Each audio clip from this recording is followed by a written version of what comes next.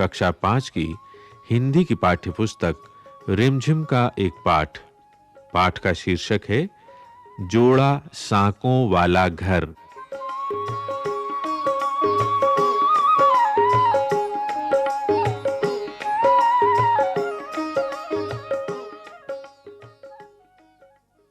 उत्तरी कलकत्ता की एक छोटी सी अंधी गली में एक अजीब सा मकान है।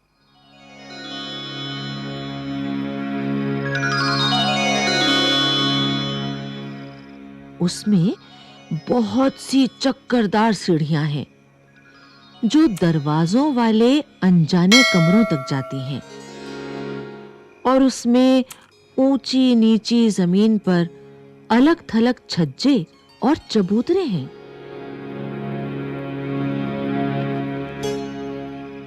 सामने के कमरे और बरामदे बड़े-बड़े और खूबसूरत हैं। उनका फर्श संगमरमर का है।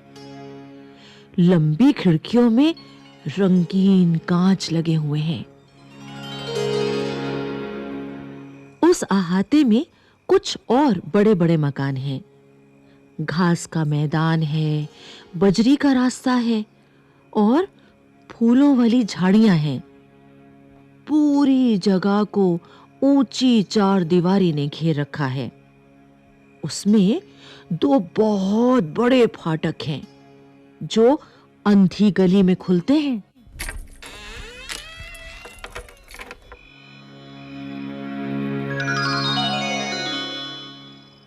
कलकत्ता के लोग इसे टैगोर भवन कहते हैं।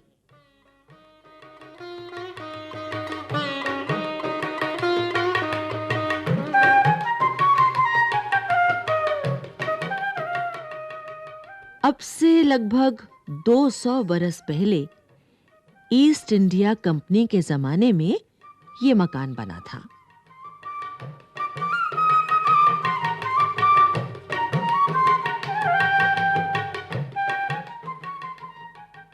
वो छोटी सी गली और उसका नन्हा सा शिव मंदिर भी पुराना है।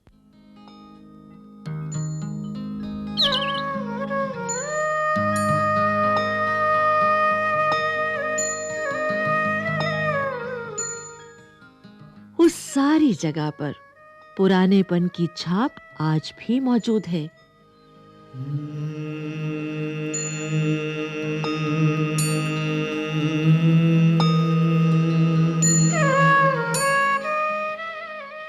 सकरी गली जहां बड़ी सड़क से जा मिलती थी, उसके कोने पर एक छोटा अहाता दिखाई पड़ता था।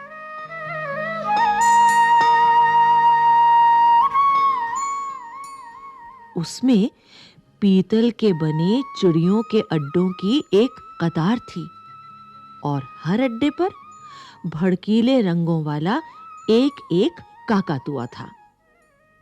उनकी कड़वी तीखी चीख चिल्लाहट की आवाज चारों ओर गूंजती रहती थी।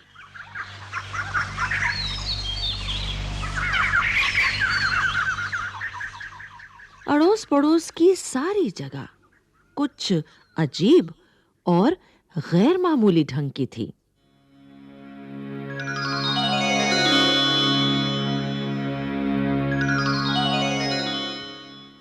टैगोर परिवार तभी से इसमें रहता था।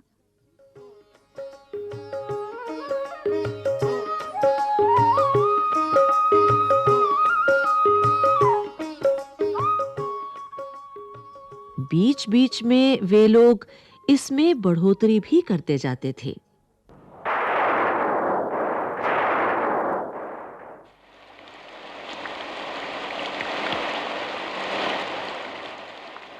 आज से 100 बरस पहले बरसाती मौसम के तीसरे पहर एक खूबसूरत लड़का खिड़की से झुककर बेचैनी के साथ पानी से भरी गली की ओर देख रहा था। उसने मामूली सूती कपड़े और सस्ते स्लीपरों की जोड़ी पहन रखी थी। उसके केश कुछ ज्यादा ही लंबे थे। वो ऐसा लग रहा था जैसे कितने ही दिनों से उसकी हजामत ना हुई हो। कुछ लोगों का कहना था कि वो लड़की जैसा दिखता था। एक बार उसके स्कूल के एक साथी ने ये अफवाह फैला दी कि वो सचमुच एक लड़की ही है जो लड़कों जैसे कपड़े पहनती है। इस बात को साबित करने के लिए उसके साथियों ने उसे चाय पीने के लिए बुलाया। उन लोगों ने उसे एक ऊंचे बेंच पर से कूदने को मजबूर किया, क्योंकि उनका ख्याल था कि लड़कियां नीचे उतरते समय पहले बायां पैर उठाती हैं। वो कूद तो गया, लेकिन बहुत दिनों बाद तक उसे उस चाय पार्टी के बारे में कोई संदेह नहीं हुआ। लड़के का नाम रविंद्रनाथ या संक्षेप में रवि था। बरसाती मौसम के एक तीसरे पहर 8 साल का रवि अपने मास्टर के आने की राह देख रहा था। वो मन ही मन चाह रहा था कि पानी भरी सड़कों के कारण मास्टर जी ना आ पाए। लेकिन अफसोस, वक्त की पूरी पाबंदी के साथ उसकी तमाम उम्मीदों को मिट्टी में मिलाता हुआ सड़क के मोड़ पर पैबंद लगा एक काला छाता दिख पड़ा। अब अपनी किताबें लेकर नीचे के एक मध्यम रोशनी वाले कमरे में जा बैठने के सिवा और कोई उपाय न था। उसकी आंखें नींद से बोझिल हो रही थीं, लेकिन रात में देर तक पढ़ना था। अंग्रेजी, गणित, विज्ञान, इतिहास और भूगोल, यहाँ तक कि आदमी के शरीर की हड्डियों की जानकारी पाने के लिए उसे एक नरकंकाल को भी हाथ लगाना पड़ता था। ये अजीब सी बात थी कि मास्टर जी के जाते ही उसकी आंखों की नींद गायब हो गई।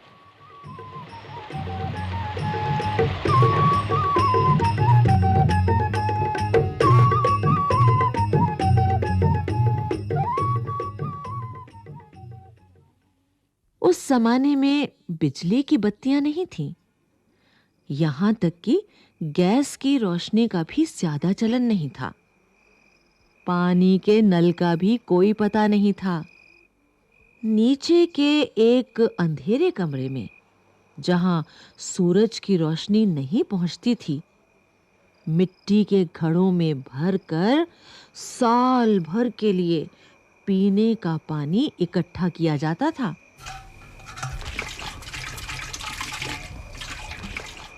नन्हा रवि जब कभी उस कमरे में झांकता,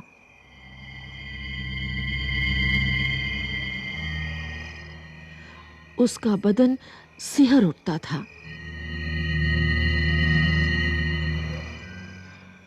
लेकिन घर वालों को नदी का भरपूर पानी मिल जाता था, क्योंकि सीधे गंगा से नहर खोदकर पिछवाड़े के बगीचे और अहाते में लाई गई थी।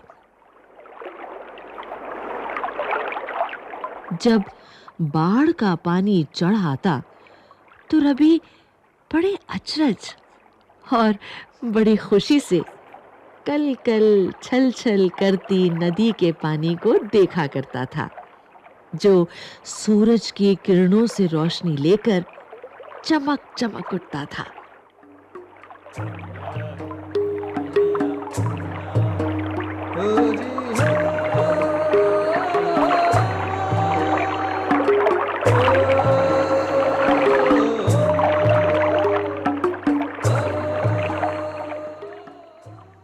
कभी-कभी छोटी मछलियां धारा के साथ बह आती थीं और उस छोटे से तालाब में फिसल जाती थीं जिसमें चाचा ने सुनहरी मछलियां पाल रखी थीं।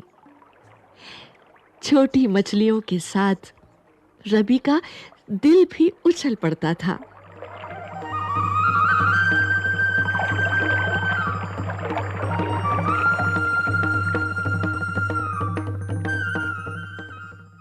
सचमुच वो अचरज भरा मकान था। ताड़ाताड़ी करुन तो देरी हो जाबे। लोगों की भीड़ से भरा हुआ। फूल निये ठाकुर बाड़ी के पूजा पूरे तारपुरे ऐसे हो गए। पिता, माता, चाचा, चाचियां, भाई, बहनें, चचेरे भाई, भाभियां, दोस्त, दोस्तों के दोस्त, कलाकार, गाने बजाने वाले, लेखक, सभी थे वहां। चोलून हाँ भालो। अब ये घर शांति निकेतन का एक हिस्सा है।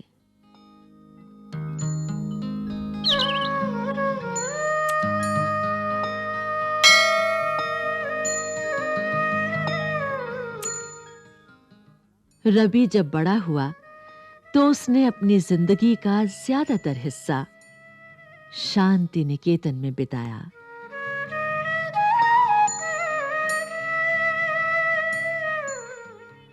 शांति निकेतन में उसने अपना निज का स्कूल बनवाया।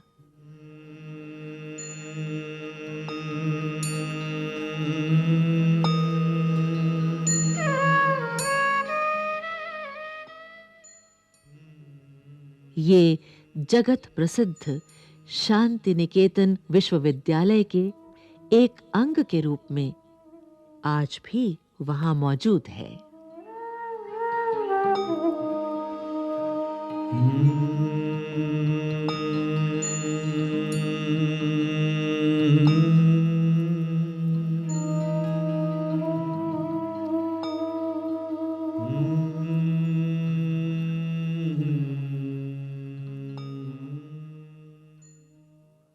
जोड़ा साकों वाला घर।